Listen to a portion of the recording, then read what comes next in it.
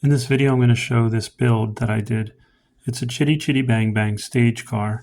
I intended to make a complete build video on it, but it was a lot more work than I had thought of, and I got into the build, and I really wasn't worried about or being concerned with making a video.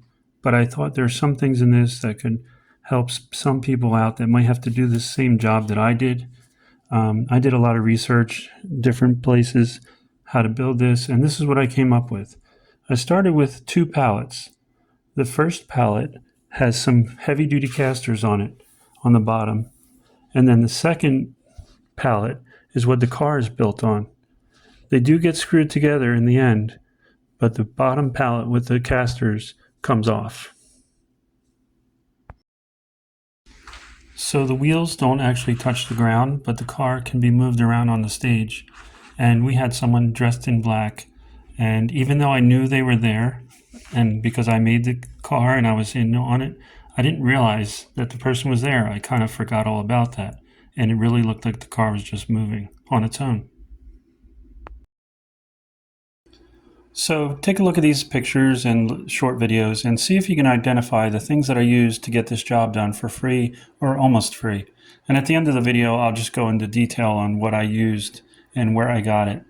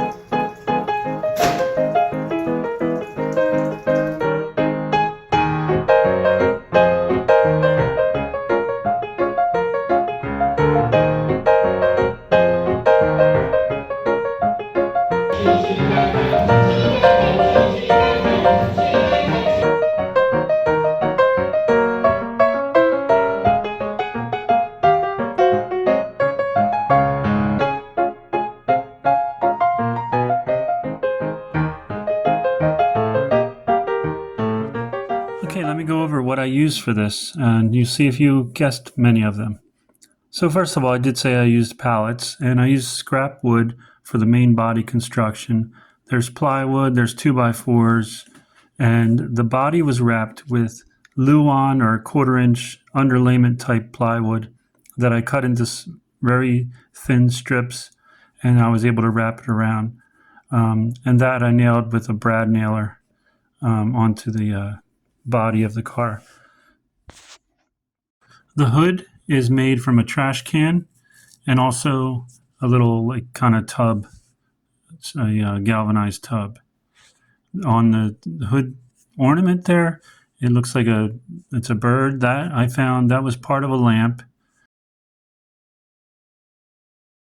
The headlight assemblies, those are from lamps. I'm sure you can see that.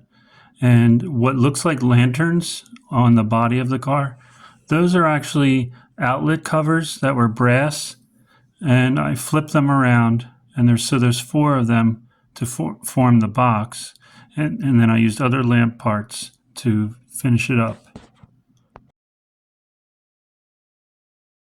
The 2 hardest things I was dealing with, besides moving it around, which I've got done with the casters, was the steering wheel and the wings. The wings are, as disgusting as it may seem, I think a used shower curtain from Goodwill.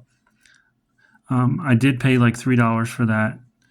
So that, and then I had a rod stuck into underneath there on an angle, a fiberglass rod, and you may see those, they're orange, and they use them to identify curves like so people don't hit curbs when they're plowing snow.